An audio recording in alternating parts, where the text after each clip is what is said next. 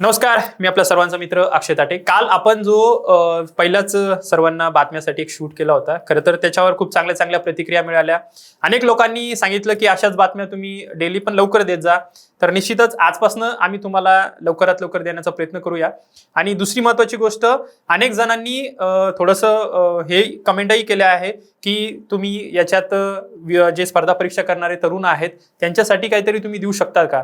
तर निश्चितच येणाऱ्या काळात आपण या बातम्यांच्या माध्यमातून जे कोणी स्पर्धा परीक्षा करत असतील त्यांच्यासाठी आजच्या या व्हिडिओमध्ये पण आम्ही तुम्हाला एक चांगली बातमी आणलेली आहे, तेही तुम्ही बघणारच आहात. आणि सर्व विद्यार्थ्यांना, सर्व तरुणांना एकच सांगेल की ह्या बातमीचा उद्देश एकच आहे की नॉलेज आणि इन्फॉर्मेशन तुम्हाला वेळेत आणि योग्य भेटावी, हाच आमचा उद्देश आहे. तर विद्यार्थ्यांसाठी आजची सगळ्यात पहिली बातमी आहे वैद्यकीय सुपर स्पेशालिटीच्या 540 जागांना मंजुरी मिळाली आहे. हो, शैक्षणिक वर्ष 2025-26 साठी नवीन वर्ष आणि वाढीव पदव्युत्तर अतिविशेष म्हणजे सुपर स्पेशालिटी अभ्यासक्रमांसाठीच्या वाढत्या अर्जाचा विचार करून देशातील 79 वैद्यकीय महाविद्यालयात अतिरिक्त 540 जागांना राष्ट्रीय आयुर्विज्ञान आयोगाने म्हणजेच NMC ने मान्यता दिली आहे. यामध्ये महाराष्ट्रातील 9 महाविद्यालयातील 33 जागांचा समावेश आहे. मान्यता मिळालेल्या या जागांमध्ये कार्डिओलॉजीच्या मध्ये सर्वात जास्त जागा आहेत. 64 जागा कार्डिओलॉजीसाठी देण्यात आलेल्या आहेत. त्या खालोखाल युरोलॉजीचा अभ्यासक्रम करण्यासाठी 48 जागा आहेत. सर्जिकल अँकॉलॉजीसाठी 40 आणि प्लास्टिक अँड रिकन्स्ट्रक्टिव्ह सर्जरीसाठी 39 जागा देण्यात आलेल्या आहेत. तसेच नेफ्रोलॉजीला 39, क्रिटिकल केअर मेडिसिनला 34 जागा, न्यूरो सर्जरीसाठी 31 जागा आणि न्यूरोलॉजीसाठी 25 जागा, पेडियाट्रिक सर्जरीसाठी 25, निओनेटॉलॉजीसाठी 24, मेडिकल गॅस्ट्रोलॉजीसाठी 20 आणि सर्जिकल गॅस्ट्रोएंट्रोलॉजी 18 जागा देण्यात आलेल्या आहे. अशाच पद्धतीने कार्डियाक ॲनेस्थेशिया असेल, मेडिकल अँकॉलॉजी असेल, अशा प्रत्येकाला 14 जागा देण्यात आलेल्या आहे. तर नेमक्या ह्या जागा कुठे कुठे वाढलेल्या आहेत तेही आपण जाणून घेणार आहोत. तर आंध्र प्रदेश असेल, आसाम, बिहार, दिल्ली, गोवा, गुजरात, हरियाणा, जम्मू काश्मीर, कर्नाटक, केरळ, मध्य प्रदेश, महाराष्ट्र, मणिपूर, ओडिशा, पंजाब, राजस्थान, तामिळनाडू, तेलंगणा, उत्तर प्रदेश व उत्तराखंड मध्ये ही जागा वाढ करण्यात आलेली आहे. त्यातच मुंबईच्या लोकमान्य टिळक वैद्यकीय महाविद्यालय जे शिव रुग्णालय आहे, त्या सेठ GS वैद्यकीय महाविद्यालय KEM ज्याला म्हणतात, टोपीवाला राष्ट्रीय वैद्यकीय महाविद्यालय नायर आणि छत्रपती संभाजीनगरच्या शासकीय वैद्यकीय महाविद्यालयातील जागांचा समावेश आहे. निश्चितच या जागेंमुळे वैद्य क्षेत्रात काम करण्यासाठी इच्छुक असणाऱ्यांसाठी, विद्यार्थ्यांसाठी ही खूप आनंदाची गोष्ट आपल्याला बघायला मिळते. सगळ्यात महत्त्वाची बातमी. दुसरी सगळ्यात महत्त्वाची बातमी आहे केरळ राज्याचे नाव आता केरळम झाले आहे. तर ही चर्चा सर्वांनाच माहिती आहे, परंतु नामांतर होण्यामागचं कारण काय आहे आणि निश्चितच येणाऱ्या काळात या घटनेचा काय पडसाद पडतात हेही आपण बघणार आहोत. तर केंद्रीय मंत्रिमंडळाने दक्षिणेकडील केरळ राज्याला केरळम नामकरण करण्यास मान्यता दिली आहे. यापूर्वी केरळच्या विधानसभेत 2दा मान्यता दिली होती, परंतु अखेर ती पूर्ण होऊ शकली नाही आणि काल केरळ सरकारने ही नामांकरणाची मागणी लावून धरल्यानंतर आज अखेर केंद्रीय मंत्रिमंडळाच्या मान्यतेनंतर ही मागणी पूर्ण झाली आहे. यापूर्वी 2023 आणि 24 मध्ये केरळ विधानसभेत केंद्र सरकारला संविधानात सुधारणा करून राज्याचे नाव केरळ वरून केरळम असे बदलण्याची विनंती करण्यात आली होती. तसा ठरावही करण्यात आला होता. दोन्ही ठराव मुख्यमंत्री पिनाराई विजयन यांनी मांडले होते. गेल्या महिन्यातच केरळ भाजपचे प्रदेशाध्यक्ष राजीव चंद्रशेखर यांनीही मुख्यमंत्र्यांना पत्र लिहून या निर्णयाला पक्षाचा पाठिंबा दर्शवला होता. त्यामुळे या निर्णयाला वेग आला आणि लगेचच पुढील महिन्यात केरळच्या विधानसभा निवडणुका आहेत. त्या पार्श्वभूमीवर केंद्र सरकारचा हा मोठा निर्णय ठरू शकतो का? केंद्रामध्ये केरळ राज्याच्या विधानसभा जिंकण्यासाठी हा मास्टर स्ट्रोक आहे का, असंही अनेकांचे म्हणणे आहे. 2024चा जो ठराव झाला होता त्यात मल्याळम भाषेत राज्याचे नाव केरळम आहे असं म्हटलं होतं. 1 नोव्हेंबर 1956 रोजी राज्याची भाषिक आधारावर पुनर्रचना करण्यात आली होती. केरळ राज्याची स्थापना झाली होती. म्हणूनच केरळम पिरावी हा दिन साजरा करण्यात येतो. त्यात असे नमूद केले गेले होते की मल्याळम भाषेत राज्याला केरळम असे संबोधले जात असले तरी संविधानाच्या पहिल्या अनुसूचीमध्ये त्याचे नाव केरळ आहे आणि केरळ विधानसभेने एकमताने केंद्र सरकारला हे नाव केरळमच करावं अशी विनंती केली होती. कलम 3 म्हणजे आर्टिकल 3 नुसार राज्याने ही पावले उचलली. केरळ राज्याचे नाव बदलण्याची आर्टिकल 3 नुसार कोणतेही राज्य बदलण्याची केंद्राला शक्ती असते. तसंच शशी थरूर यांनी विनोदाने म्हटलं आहे की नवीन केरळमधील रहिवाशांना काय म्हणायचे, केरळी आणि केरळन या शब्दाचा आता काय करायचे आहे असे प्रश्न त्यांनी विचारले आहे. मंत्रिमंडळाच्या निर्णयापूर्वी शशी थरूर म्हणाले की आपल्यातील अँग्लोफोन्सिन्ससाठी छोटीशी भाषिक अडचण आहे. नवीन केरळमच्या रहिवाशांसाठी केरळी आणि केरळ या शब्दाची आता काय होणार आहे? केरळमाइट हा शब्द सूक्ष्मजंतू सारखा वाटतो आणि केरळमियन हा दुर्मिळ पृथ्वी खजिन्यासारखा वाटतो, असा विनोद सुद्धा यावर प्रतिक्रिया देताना शशी थरूर यांनी केलेला आहे. आर्थिक घटकाची सगळ्यात महत्त्वाची बातमी आजच्या संपूर्ण भारताची आहे. बाजारात आयटी कंपन्यांमुळे मंदीची सावट आलेली आहे. मोठ्या प्रमाणामध्ये आयटी मध्ये काम करणाऱ्या लोकांसाठी ही सावटीची धोक्याची घंटा आहे. तंत्रज्ञान कंपन्यांच्या आयटी शेअर्समध्ये झालेल्या मोठ्या विक्रीमुळे मंगळवारी म्हणजेच काल अमंगळ झालेला आहे. सेन्सेक्स निफ्टी इक्विटी निर्देशांकामध्ये मोठी घसरण बघायला मिळाली. याचबरोबर जागतिक पातळीवर कमकुवत संकेतस्थळांमुळेही गुंतवणूकदारांच्या भावनांवर परिणाम झाल्याचं आपल्याला बघायला मिळाले. घसरणीसह बंद झालेला हा व्यवहार बीएसई सेन्सेक्स आणि एनएसई निफ्टी या दोन्ही प्रमुख निर्देशांकांमध्ये लक्षणीय घट आपल्याला बघायला मिळाली.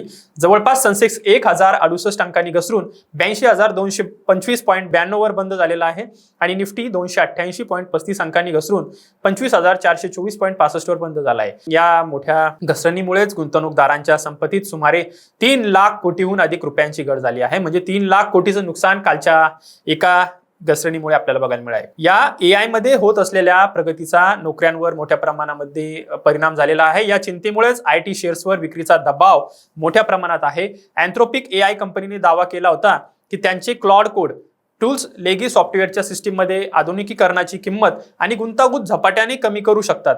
म्हणजेच एआयचा वापर ते मोठ्या प्रमाणात करत आहेत आणि त्याचा परिणाम रुपयावर सुद्धा आपल्याला बघायला मिळाला आहे. अमेरिकन डॉलरच्या तुलनेत 7 पैशांनी घसरून 90.96 वर आपला रुपया आलेला आहे. जागतिक कच्च्या तेलाच्या किमतीमध्ये सुद्धा वाढ झालेली आहे आणि यामुळेच मजबूत डॉलर झाल्याचं आपल्याला बघायला मिळालं आणि रुपया घसरलेला आहे.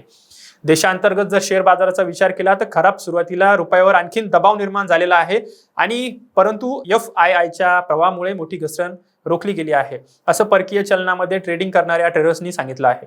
खरं तर रुपयाचं हे घसरण खूप मोठ्या प्रमाणामध्ये जवळपास 91 रुपयावर येऊन ठेपलेलं आहे. आज जागतिक बाजारांमध्येही दबाव मोठ्या प्रमाणात वाढलेला आहे. अमेरिकेचे राष्ट्राध्यक्ष डोनाल्ड ट्रम्प यांनी नवीन टेरिफ लागू करण्याच्या मोठ्या प्रमाणात संकेत दिल्यानंतर अमेरिकन शेअर बाजार सुद्धा एका रात्रीत कोसळला आहे. टेरिफ म्हणजे काय तर आयात केलेल्या वस्तूंवर कर लावणे, ज्यात एखादा देश वाढवण्याबद्दल संकेत देतो. तेव्हा जगभरातील व्यावसायिकांसाठी अनिश्चितता निर्माण होते आणि गुंतवणूकदारांनी मध्ये संभ्रम निर्माण होत असतो. तर आता भारतातील गुंतवणूकदारांनी काय करायला पाहिजे, तर आमच्या तज्ज्ञांच्या मते सध्या जागतिक राजकारणामुळे बाजार सध्या अस्थिर आहे. अशा वेळी घाबरून न जाऊन शेअर्स विकण्याऐवजी संयम ठेवावा. येणाऱ्या काळात शेअर्स नक्की वाढतील.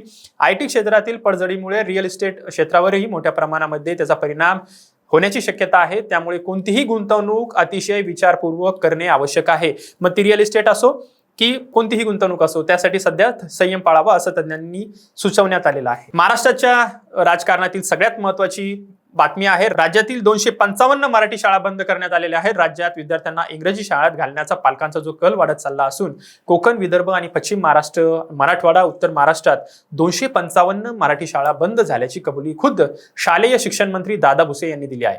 मराठी शाळांचा पट वाढवण्यासाठी सरकारकडून विविध उपाययोजना करण्यात येत असल्या तरी मोठ्या प्रमाणामध्ये ही पडझड आणि शोकांतिका व्यक्त करण्यात येत आहेत. कारण राज्यात 2000 मराठी शाळा अडचणीत आल्या आहेत. आता 255 बंद झाले आहेत, 2000 अडचणीत आल्याचं आपल्याला बघायला मिळत आहे. 25,000 शिक्षक अतिरिक्त ठरणार असल्याबाबतच्या तारांकित प्रश्न अमोल मिटकरी आणि विक्रम काळे यांनी काल उपस्थित केला होता. राज्यात 2025 मध्ये 620 मराठी शाळा बंद करण्याचा निर्णय घेण्यात आलेला आहे. त्याचा परिणाम म्हणून 70 गावांना ना शाळा, ना पाटी, ना पेन्सिल अशी परिस्थिती निर्माण झालेली आहे.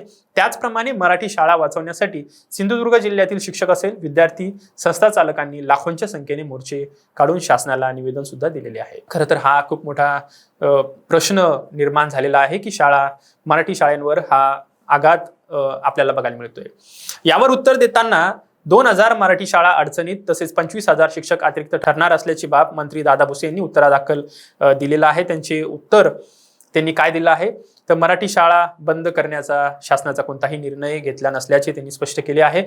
सिंधुदुर्ग जिल्ह्यात मोर्चा काढण्यात आल्याची बाब खरी असून पालकांचा कल इंग्रजी माध्यमात पाल्यांचा प्रवेश घेण्यासाठी वाढत असल्याने मागील 2 वर्षांच्या तुलनेत कोकण, विदर्भ, पश्चिम महाराष्ट्र, मराठवाड्यात 255 मराठी शाळा बंद पडल्याची कबुली स्वतः दादा भुसे यांनी दिली आहे. दादा भुसेंनी बोलताना असंही सांगितलं की शाळांचा पट वाढवण्यासाठी आमचा प्रयत्न असेल. राज्यात कमी पटाच्या मराठी शाळा सुरू असताना शाळांचा पट वाढवणे व मराठी शाळा टिकवणे यासाठी उपाययोजना करीत असल्याचे दादा भुसे यांनी सांगितले आहे. शाळा प्रवेशोत्सव म्हणजे शाळेत आल्यानंतर जे विद्यार्थी आहेत त्यांचा उत्सव साजरा करणे, इयत्ता 1ली ते 8वी पर्यंतच्या विद्यार्थ्यांना मोफत पाठ्यपुस्तकांचं वाटप करणे, प्रधानमंत्री पोषण शक्ती निर्माण योजना म्हणजे शाळेय भोजन, इयत्ता 1ली ते 8वी पर्यंतच्या विद्यार्थ्यांना मोफत गणवेश, पायमोजे, बूट, निपुण महाराष्ट्र समग्र शिक्षा अभियानांतर्गत स्टार्स प्रकल्प, PM श्री प्रकल्प, माझी मराठी सुंदर शाळा, नियतकालिक चाचण्या, शिक्षक प्रशिक्षण उपक्रम इत्यादी उपाययोजनांची सुद्धा अंमलबजावणी सरकारकडून करण्यात येणार आहे, असे दादा भुसे यांनी सांगितले आहे. मराठी शाळेंचा प्रश्न गंभीर असतानाच सगळ्यात महत्त्वाची बातमी येत आहे. मराठी भाषेचा अभिजात दर्जा कागदावरच आहे. खरं तर 28 फेब्रुवारीला मराठी भाषा आपण साजरी करत असतो. केंद्र सरकारने 15 महिन्यांपूर्वीच मराठी भाषेला दिलेला अभिजात दर्जा केवळ कागदावरच आहे. स्वतंत्र उत्कृष्ट अध्ययन केंद्र एक्सलन्स सेंटर स्थापन न झाल्याने केंद्राकडून राज्याला मराठी भाषा संवर्धन व संरक्षणासाठी आतापर्यंत एक शब्दही मिळालेला नाहीये. अभिजात दर्जा देण्यात आलेल्या देशातील भाषांसाठी केंद्राने 20 वर्षापूर्वी जे धोरण तयार केलं होतं त्यात सुधारणा करण्याच्या सबबीखाली राज्य सरकारने पाठवलेल्या उत्कृष्ट केंद्र प्रस्ताव केंद्रीय शिक्षण मंत्रालयाकडे तसाच पडून धूळ खात पडलेला आहे. सुधारणा होत नाही तोपर्यंत निधी नाही, त्यामुळे हा निधी कधी मिळेल हे गुलदस्त्यातच आहे. प्राचीन परंपरा, संस्कृती आणि साहित्य निर्मिती असलेल्या मराठी भाषेलाच राज्य सरकारच्या अनेक वर्षांच्या प्रयत्नानंतर 3 ऑक्टोबर 2024 रोजी केंद्राने अभिजात दर्जा जाहीर केला होता.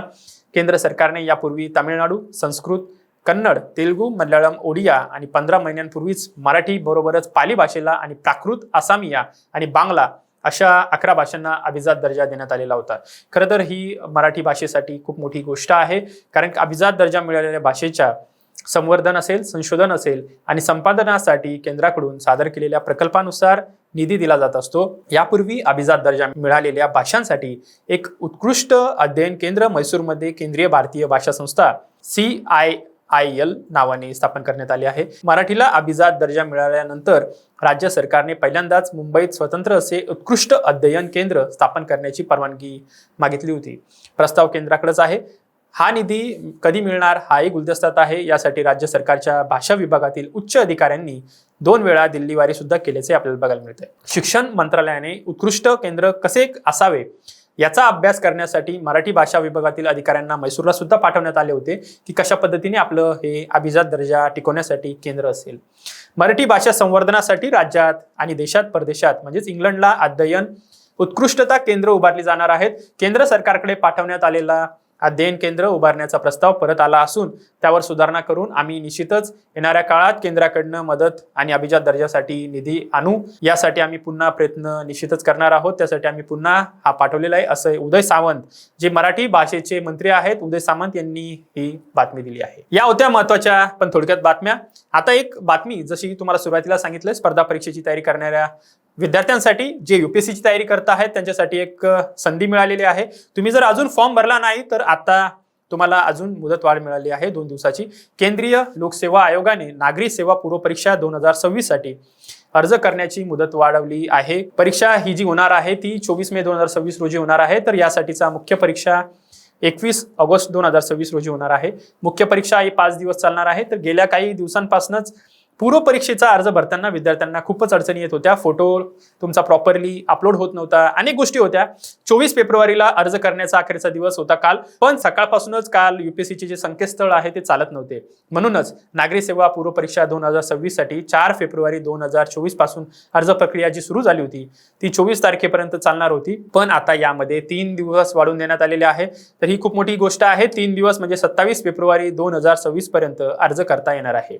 अर्ज करण्याची मुदत वाढल्याने उमेदवारांना थोडासा दिलासा सुद्धा मिळाले आहे. सर्व उमेदवारांनी या 3 दिवसात अर्ज भरून घ्यायचे आहे असे आवाहन केंद्रीय लोकसेवा आयोगामार्फत करण्यात आले आहे. निश्चितच येणाऱ्या काळात या स्पर्धा परीक्षेच्या माध्यमातून तुम्ही नागरी सेवेच्या माध्यमातून चांगल्या पद्धतीने कार्य करणार आहात.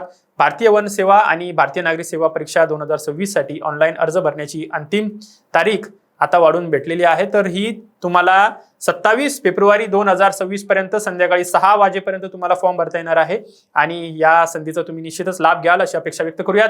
आणि या बातम्या होत्या आजच्या महत्त्वाच्या. आणि जर तुम्हाला हे व्हिडिओ कसे वाटले, बातम्या कशा वाटल्या हे निश्चित कळवा, कमेंटमध्ये कळवा. महत्त्वाच्या बातम्या बघण्यासाठी बघत राहा सत्य पे सत्ता, थोडक्यात पण महत्त्वाचे.